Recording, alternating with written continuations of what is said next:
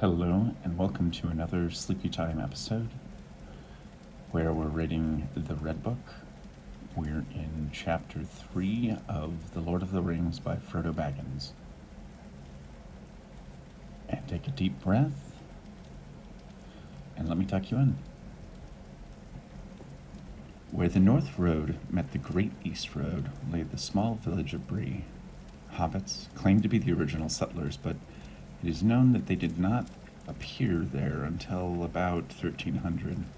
By King's reckoning, the men of Bree, as it is told, were the last descendants of the men of the West, who refused to travel across the sea to behold the great lights of the Valar. When the kings returned to Middle-earth, they found the men of Bree still there. The Inn of the Prancing Pony was an important meeting place even for men and hobbits, but some of its visitors from the outside world could not always be trusted. We met Butterbur, the innkeeper, who talks more than he thinks, but he was certainly hospitable enough. He provided us with rooms more suitable for hobbits, which we preferred over those given to big people. Our 5 ponies were well tended, or so we thought. Still, we were glad to have a decent meal, and a good ale. Pippin and Sam and I mingled with the other guests and found them to be friendlier than we first expected. To my dismay, Pippin had quite forgotten himself, and was given a lively account of Bilbo's farewell party. Rumors of my uncle's disappearance had already reached Bree, and such open talk would needlessly endanger our mission. I was also aware that a stranger had been watching me for some time. He was heavily cloaked and tattered, but there was something stern and keen in his gaze. He beckoned me to his table and introduced only as Strider. Before I could give my name, he addressed me as Mr. Underhill, without having to be told, and went further to suggest that I stop Pippin before the ale loosened his tongue beyond repair. I tore into song, which seemed a worthy diversion, and was thanked with many mugs of Bree draft, and fourth song ensued, and I was dancing on the table quite freely until I slipped and fell. Afraid that I'd lose the ring, I put my hand in my pocket, and it found its way onto my finger. Quite by accident, with all eyes on me, I vanished into thin air, and felt a complete fool for it. Strider was more annoyed with me as I had been with Pippin. I deserved the scolding he gave me, but trusting the stranger who now addressed me as Baggins without being told made me feel more than uneasy. What's more, others had left the inn in quite a hurry after witnessing my mishap. One was named Bill Ferry, who was not much liked around the village. Worse still, Strider revealed that the Black Riders trailing us had been seen. He insisted on traveling with us, but I was ever doubtful. Butterbur appeared with a letter, which he had forgotten to deliver to me. It was from Gandalf. The letter explained little more than the fact that Strider knew our business, and had been sent to help us get to Rivendell. It also stated that Strider's real name was Aragorn. I confirmed the authenticity of the letter by virtue of Gandalf's unmistakable signature, and had no choice but to trust the stranger. He saved our lives that evening by giving us refuge in his quarters instead of our own, for the Black Riders ransacked the inn that very night. Included in the letter was a curious prophecy that I could not fully comprehend, but my heart told me there was more to this Aragorn than he cared to tell. All that is gold does not glitter. Not all those who wander are lost. The old that is strong does not wither. Deep roots are not reached by the frost. From the ashes a fire shall be woken. A light from the shadows shall spring. Renewed shall be blade that was broken. The crownless again shall be king. Gandalf's letter instructed us not to travel by night, so we prepared to leave at first light. To our horror, all horses in the village had been lost, including our fine ponies. Save for one half-starved creature that belonged to Bill Ferry. He changed us 3 times its worth, for the pony was probably near death's door. We had no other choice, since we could not carry everything on our backs. Sam had a special way with the poor beast, and it seemed to be most grateful to him. if an animal possessed the ability to express such things. It was 30th of September when we left the village behind. Hardly a week had passed since leaving Crick Hollow, and we had already more adventures than we ever cared to tell on our journey. We resumed on the east road for a time, but Strider was more successful with shortcuts than I could ever be. By the end of the third day, we had reached the Midgewater marshes, and our camp was most unpleasant, due to flies and other abominable creatures that croaked like crickets gone bad. By noon on the sixth day, we reached Weathertop, known as Amon Sul by the men of the north. It used to be a fair tower in its day, but was now only a heap of forgotten rubble. Burned and broken, it was a once a watchtower of Elendil. We looked for signs of Gandalf, but only found what appeared to be... He left runes upon stones. Our best guess was that he was 3 days ahead of us and must have been in great haste to not have waited for our arrival. Aragorn revealed that we were not just being followed, but hunted. Our pursuers were indeed the Nazgul, the same black riders on our trail since the day we left Bag End. He explained that they cannot see the light of the world as we do, but our shapes cast shadows in their minds that are only destroyed by the noonday sun. They smell the blood of the living things, at once desiring and hating it. Moreover, the ring itself draws them, for that is what they hope to recover under the command of their dark master Sauron. To our dismay, 5 of the Nazgul met us at Weathertop. As they drew nearer, the desire to put on the ring overwhelmed me, and this time I was powerless to resist. Suddenly, my vision changed. In the darkness, our enemies appeared as shadowy figures, glowing with a pale and unnatural light. All had sickly gray robes and ghastly faces, but the one who wore a spiked crown came directly for me. I struck at his feet with my sword, and a shrill cry filled the night air. But then he pierced my shoulder with his Morgul blade. The pain was like a dart of poisoned ice that froze me to the very marrow of my bones. Strider leaped before me with brands of fire that drove them away. With all the will I had left to muster, I removed the ring. The others found me and tried to give me comfort, but I felt that I was fading nonetheless. Strider found the blade that pierced me. Its point was broken off, and I felt the shard still lodged deep within my flesh. The rest of the blade, which Strider held by the hilt, simply vanished like smoke into thin air. My friends dressed my wound as best they could, while Strider crushed the leaves of a plant called Athelas, which we knew only as kingsfoil. It was known for its healing powers and fragrance. Although it provided some relief, the life did not return to my arm. They let me ride on the pony with Sam, named Bill, and we headed off into the night for safer refuge. I recall little of the next 6 days, for my pain worsened. Aragorn told us that the blade of the enemy carried some poison or evil beyond his skill to heal. I was fading frequently in and out of consciousness and plagued by strange dreams of endless dark wings sweeping overhead in pursuit of me. We arrived at the Trollshaws and beheld the petrified remains of 3 of the same trolls of Bilbo's adventures. It lightened my heart for a short time to actually see the objects of his tales, but my health was deteriorating rapidly. I knew that I had now become quite a liability to the company, and felt my will and purpose had failed. On the eve of 18 of October, I saw a white light as if from a dream.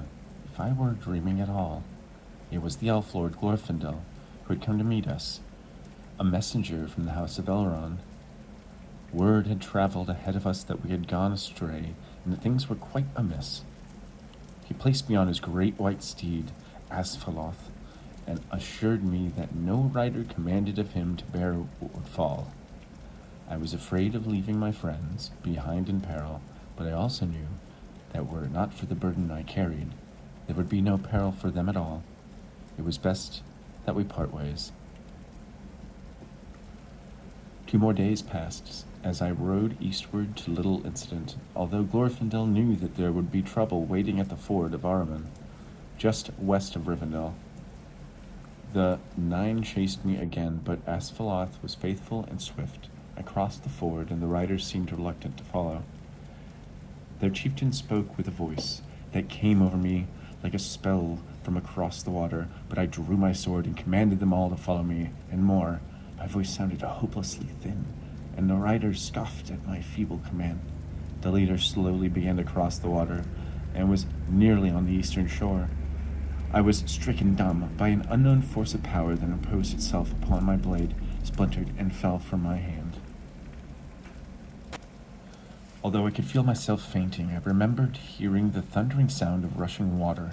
Great steeds of foam appeared on the white caps and washed away 3 of the black riders from behind the other 6. I could see a white light approaching, with smaller shadowy figures carrying small tongues of fire. It was my companions chasing my pursuers into the waters, where they dared not tread. The steeds of the remaining 6 seemed to go mad and bore their riders into the flood against their command. My memory faded along with the piercing cries. I closed my eyes and saw no more. I awoke in bed, as if from a bad dream or illness, and was glad to have it over. Yet the ceiling was quite unfamiliar and not that of my own. The room itself was adorned with dark beams, richly carved, and I was aware of the sound of distant waterfalls. At my bedside was none other than Gandalf. I wondered where he had been, but he had said nothing other than that he had been delayed. This raised more questions than it answered, and I feared the worst, yet I was too tired to press him further. It was enough just to see him again, after all which had happened recently. He told of my rescue, and the many horrors of my journey came rushing back like the waters of the ford. It had not been a dream, after all. I longed to see my companions, especially Sam. Gandalf told me that they were all safe and doing well. In fact, Sam had hardly left my side during the 3 days I had lay recovering from the wounds to which Lord Elrond himself had tended. He found the splinter of the Morgul blade that remained lodged in my shoulder, and skillfully removed it.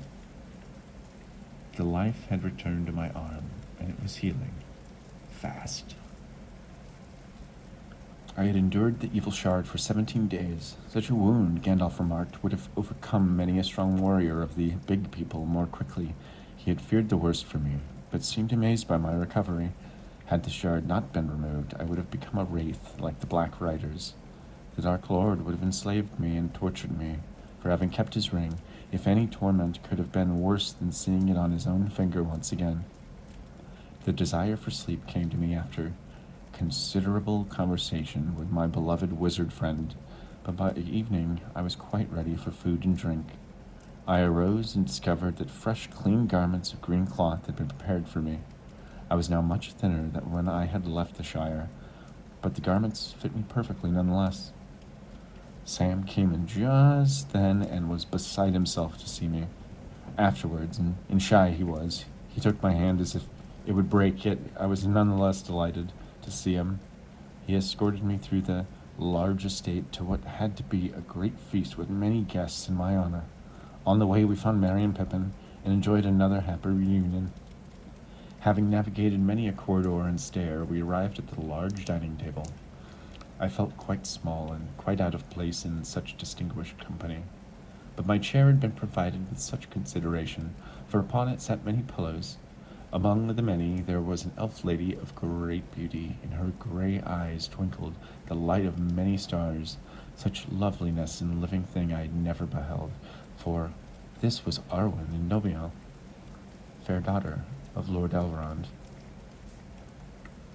After our feast we retired to a great room called the Hall of Fire. To my great joy, there sat an old man sleeping in a chair. It was Bilbo, who had arrived at Rivendell with little effort after one last side trip with the dwarves to Dale. My dear uncle, I had missed him, and only then did I realize how much a healthy blaze danced on the hearth, and many stories had begun to follow by many merry songs. I began to listen. At first the beauty of the melodies and of the interwoven words in elvish tongues, even though I understood them little, held me in a spell. As soon as I began to attend them, almost it seemed the words took shape and visions of far lands and bright things that I had never yet imagined. opened out before me, and the firelit hall became like a golden mist above seas of foam that sighed upon the margins of the world.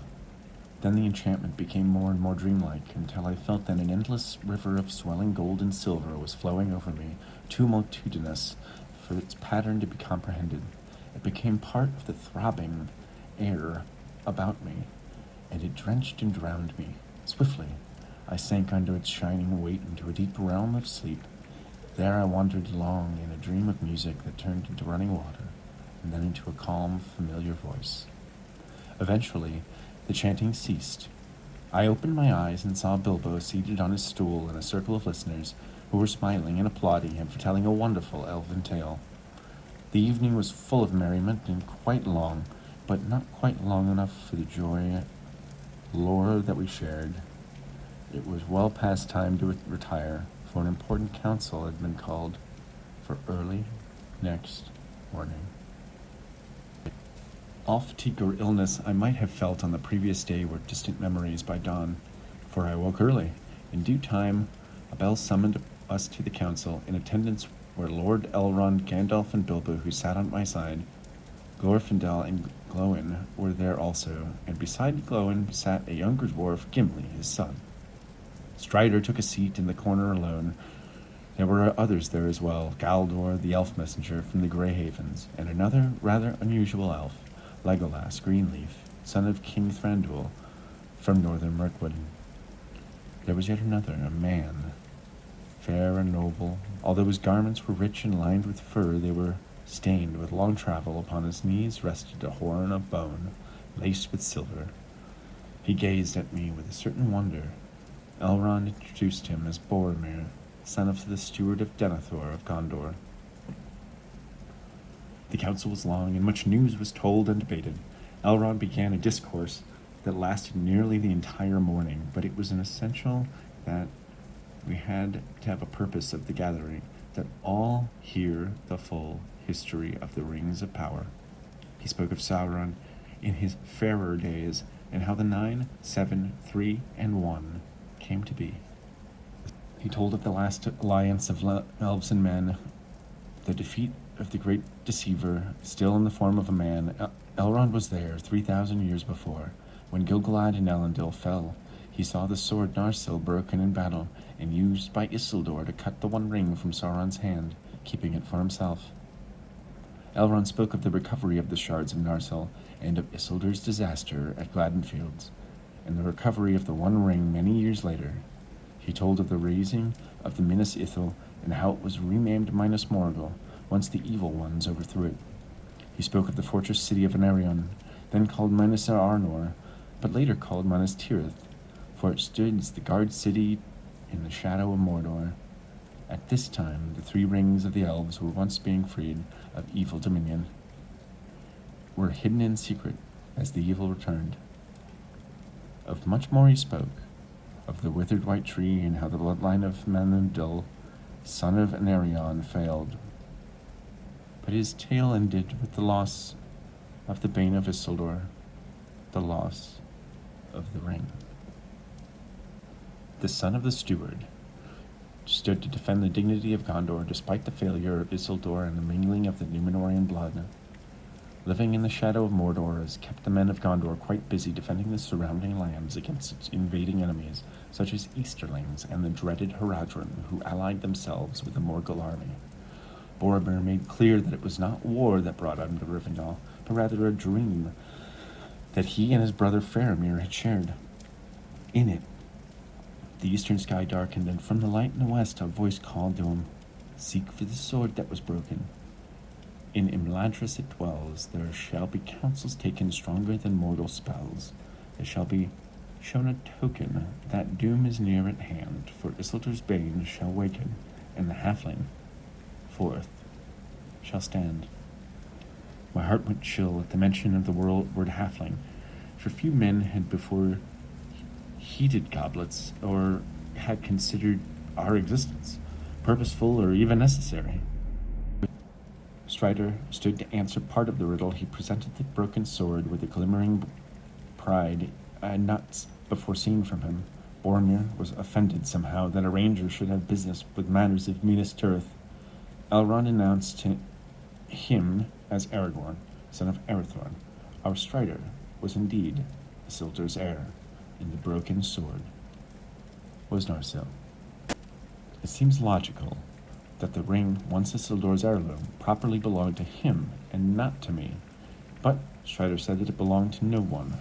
He said that it was ordained that I keep it for a while longer before my heart fully sank. Elrond asked me to bring forth the ring. The air was still, and no one dared breathe as I stood. My hand trembled, but I found the strength to reveal it. There was a gasp, and some questioned how it was that ring had come to me. It was then that Bilbo told his tale of Gollum, and how, upon a time, I had become his heir. Boromir's riddle was not solved quickly enough for his taste.